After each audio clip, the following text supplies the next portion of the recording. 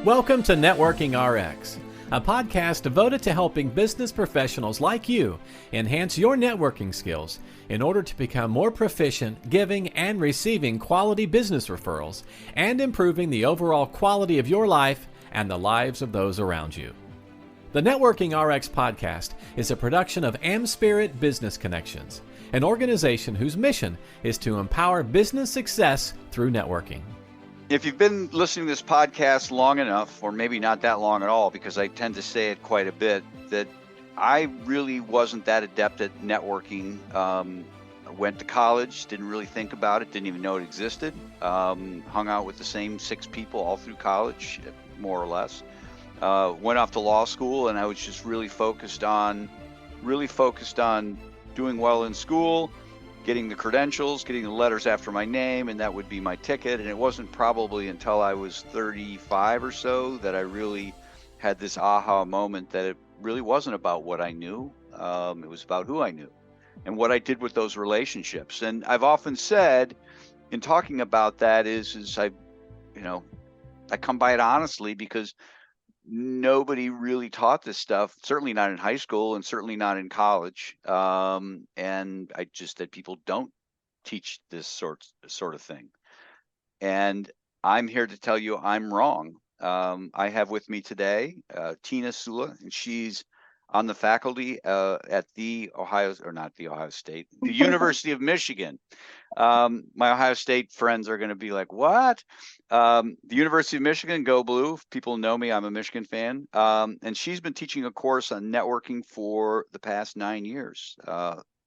So Tina, welcome to the program. Thanks, Frank. Thank you so much for having me. I'm so excited to be a part of this. Yeah. How did you, how did you step into teaching a course? I mean, I guess you probably, I'm guessing you knew something about it. They just don't grab somebody at any institution and say, you know what, just go in front of these students, figure it out. Here's a book, kind of a thing. No, definitely not. I mean, what I can tell you is that I networked my way into teaching networking at the University of Michigan. Okay. Because as you said, it's not about what you know, it's about who you know. But I think I'd like to challenge that definition and say it's not even about what you know or who you know, but who knows you, right? And who trusts you so that they can give you that opportunity. Yeah. But for me, it started in college, right? I'm an immigrant kid.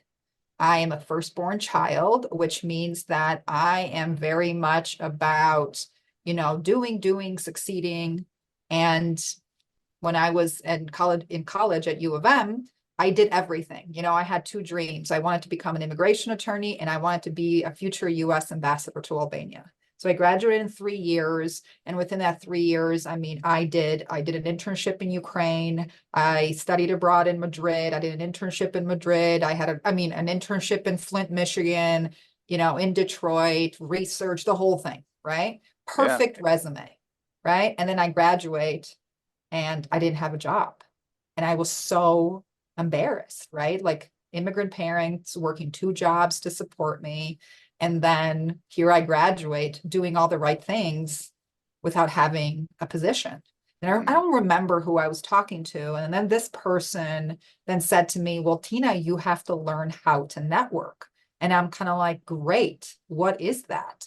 So, I went on Google. This is 2007. I went on Google, and there's like all this great stuff about building relationships, but like nothing meaningful in terms of like, how does this networking thing fit, right? Like, how do I apply it? How do I do it? Some of the articles that I would read, I'm like, that's not authentic to me.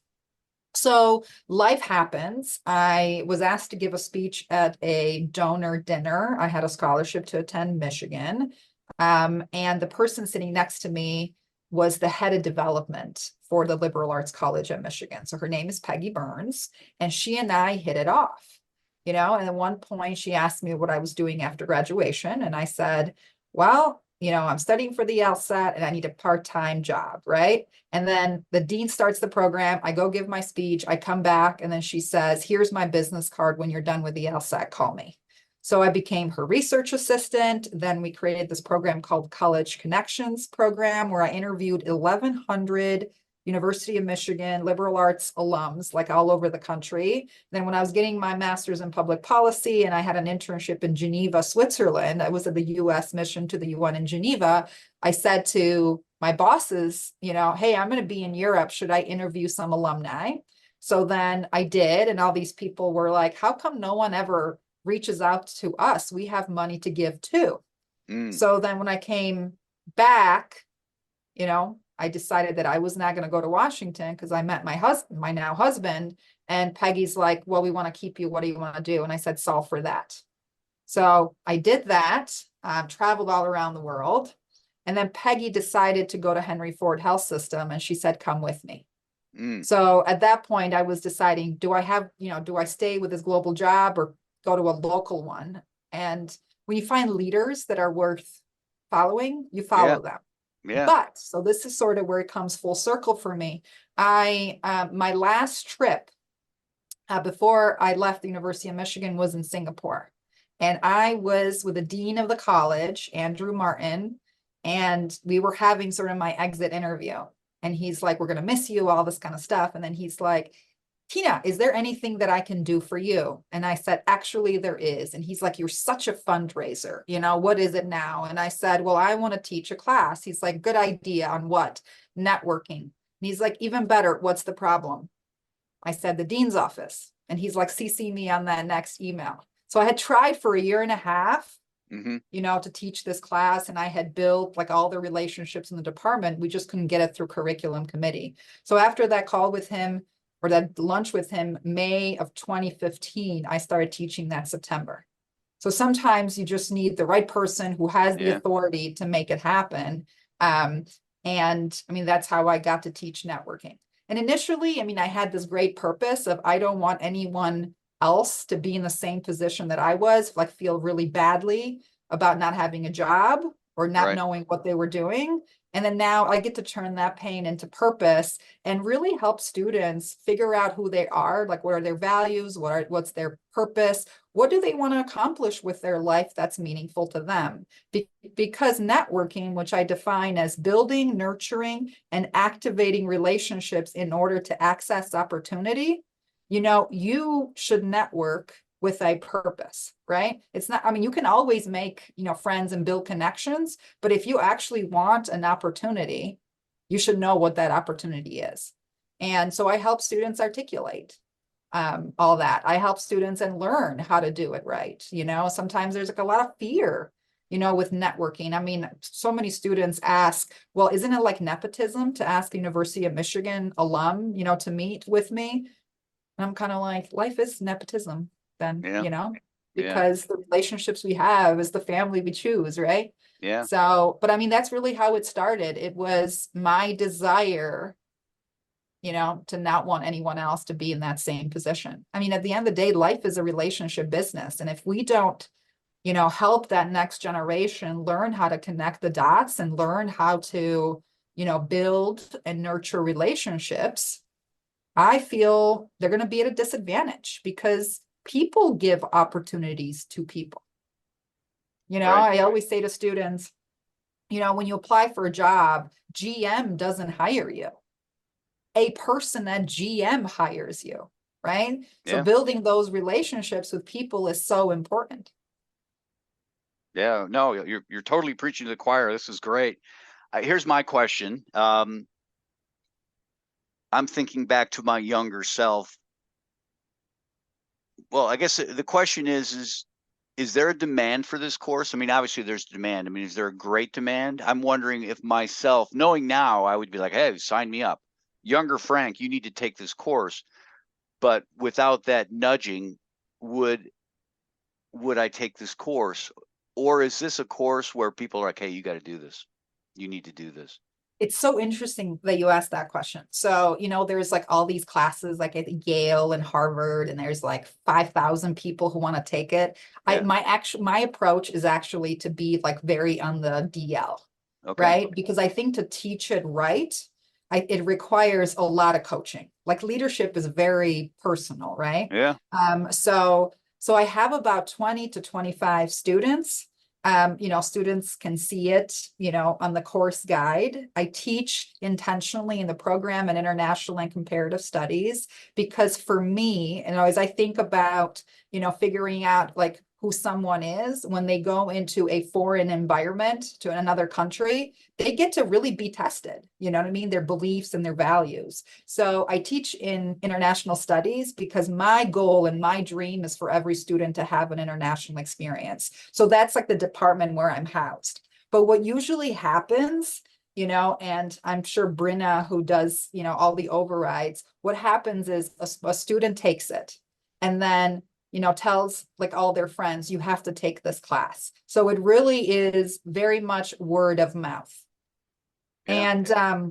And, something that I did 2 years ago, because a student decided to pull a me on me, I created an online class on Coursera, to take everything that I teach, in my residential class and more. And we create a Coursera course, and it's called How to Network Leading Yourself to Lead Others. So if somebody, can't take the class for any reason, then I can say, good news for you. Here's a long version of the course. And it's kind of, I sent somebody a link today, and there's almost like 3,000 global learners who then engage with me on LinkedIn. And it's quite powerful. But, for me, it's, if I'm gonna, really create impact with a group of students, I want to be able to have those personal relationships with those students. And then if I wanted to do, have sort of global impact, then that's the creation of this, online course. Can I share that link in the show notes? No, absolutely. Okay. Yeah. All right, good. One thing that just kind of hit me, are there, most classes you have to go buy books. I mean, are there books? I mean, I hope you're referring Adam Grant's books. I mean, his book Give and Take he was a Michigan, I think he's a Michigan He grad. has a Michigan PhD. Yeah. Yeah. It's, well, Dr. Baker too, Wayne Baker, he's got a ton. yeah. Social there's capital. Wayne Baker has a session on my online course. Okay. Yeah.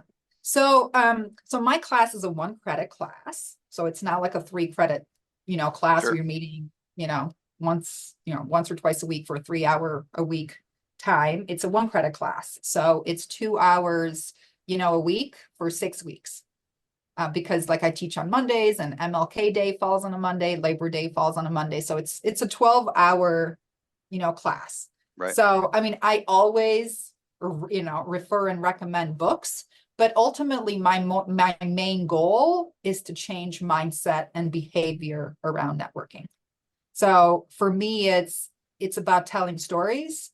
It's about, helping student understand like how networking really works. And then I think once they understand that people give opportunities to people, and I'm very vulnerable in terms of how I show up with my students. I talk about my failures, and I also talk about how, I'm a product of the kindness and generosity of strangers. Yeah. So when people say, oh, I can do it myself, and I'm like, yeah, okay, right. So if I can change mindset and behavior, and we start by what is the definition of networking? We talk about networking mindset. We talk about networking process, because, networking is a process. It's not an event, because leadership is a process, is not an event. And I think ultimately it's really helping student understand that leadership is the what, like how are we moving the needle? Like how do we move from status quo? Purpose is why, what motivates us, and purpose is personal. And then networking is how, because everything we do is for people, with people, to make the world a better place. And I think once students start understanding that and reflecting on their own experiences, they're like, oh, okay. Like what is it that I can do? And we do informational interviews. Like their homework is 2 informational interviews, which is you have to go and try it out, and you can't be afraid. I mean, I will never forget, I think it was like my first year teaching, I had this student who wanted to work for Jon Snow Inc. John Snow Inc. does like health, international, health, global health consulting. And she's like, I've always wanted to, to work there. And I was like, hey, I think the CEO is a Michigan alum. I said, why don't you shoot him an email?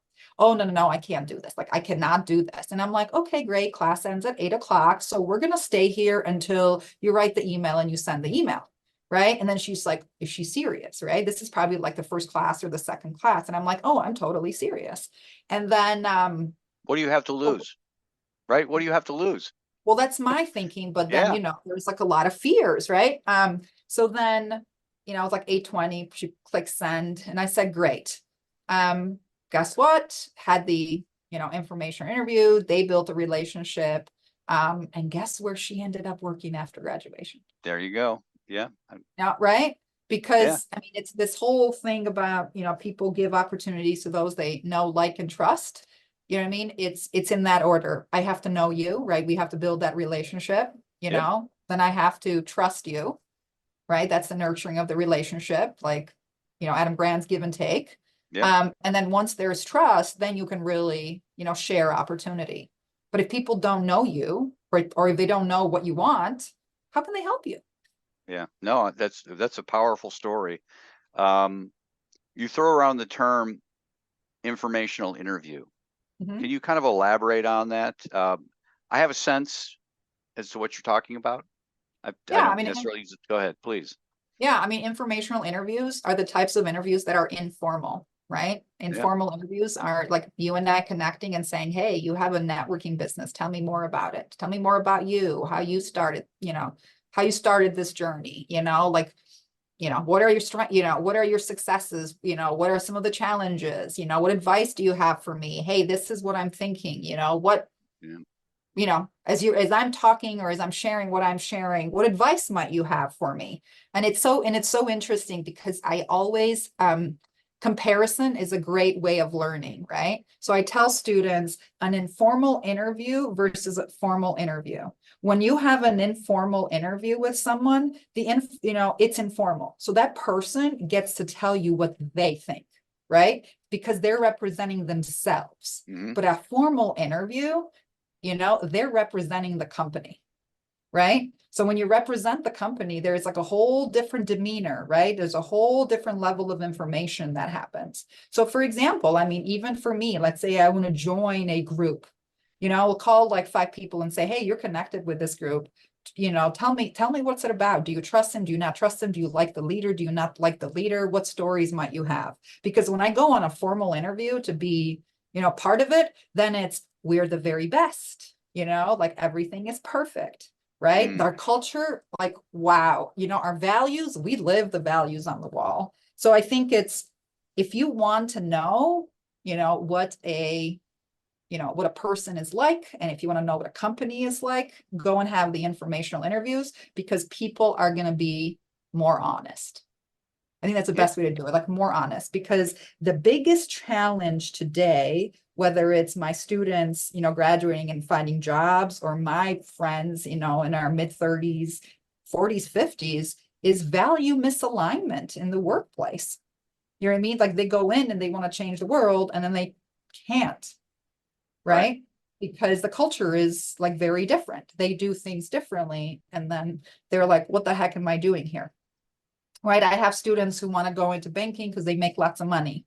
And then I'm like, great, but it seems to me that your purpose is this, and they go in banking and then they sort of call me 3 months later and they're like, you were right, I'm miserable.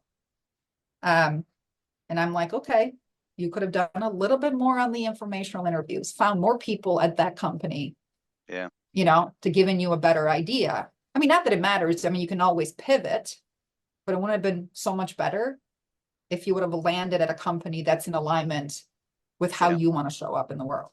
Well, based on the story you told, the value I see in that is that this young woman put herself on the CEO's radar. My daughter graduated in 2020. We all know what happened in 2020. They sent her home in spring break. She never went back. Got her diploma online, blah, blah, blah. And I just told her, I said, okay, you know what? Your school's over.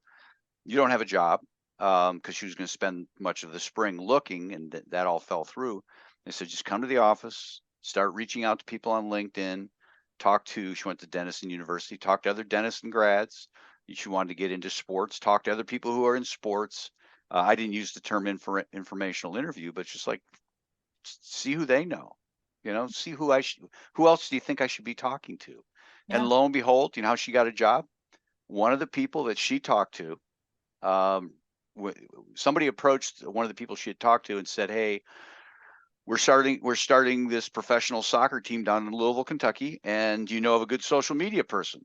And well, I do. And that was pretty Exactly. much it, you know. Yeah. But I think kids, not just kids, people, because they, feel like what you're suggesting they do is, okay, I want you to email the CEO and ask for a job. No, that's not what you ever said, right? You just said, I just Yeah. would like to talk with you.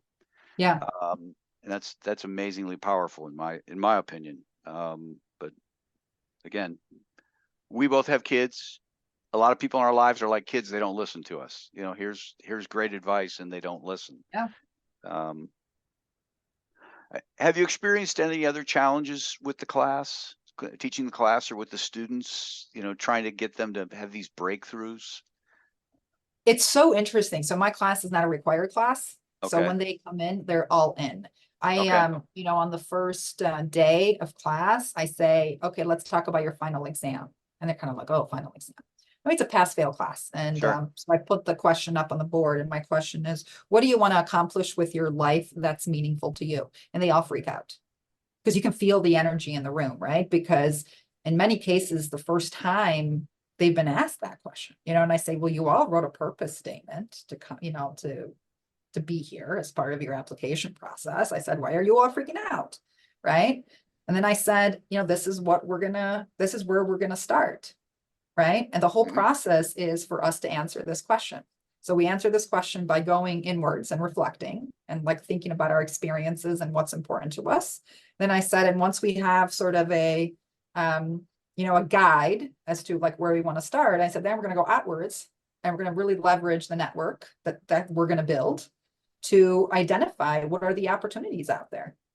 And I said, this is the journey, because a lot of students assume, oh, great, I'm going to take this class and my resume is going to be great. I'm going to learn how to do cover letters and I'm going to do LinkedIn.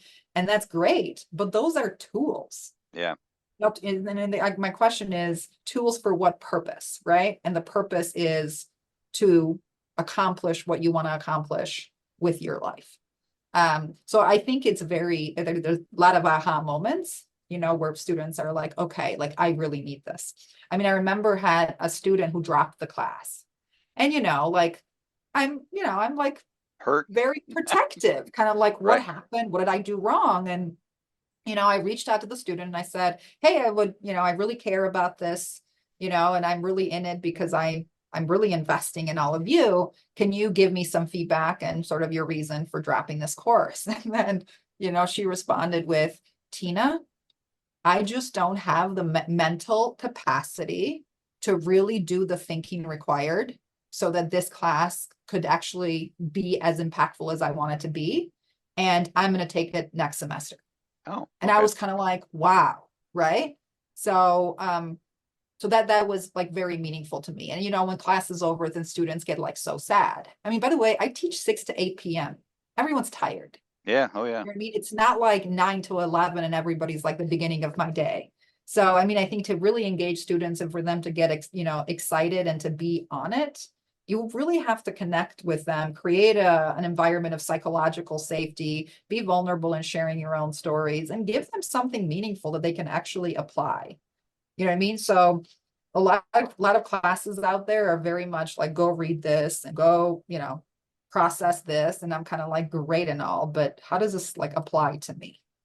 Right. Yeah. And I think my class is very much all application, and I do sort of one-on-one coaching, with the students. And I mean, it's powerful.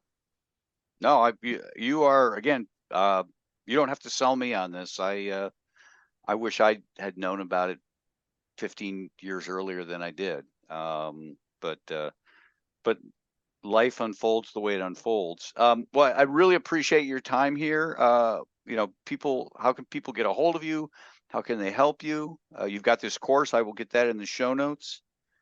Yeah, I mean, like I said, I created the course because I wanted, access to this content. I mean, there was like I said, a former student who said, "Hey, you need to do this." And I was like, no, I'm a Coursera learner, not a Coursera teacher. Right. But I'm grateful that she pulled a me on me. Remember, like, I'm the Yeah. one who says, you have to do this. I'm going to stay here. And then she's like, great. Well, I'm gonna, I expect your application, before deadline. I was like, oh, okay.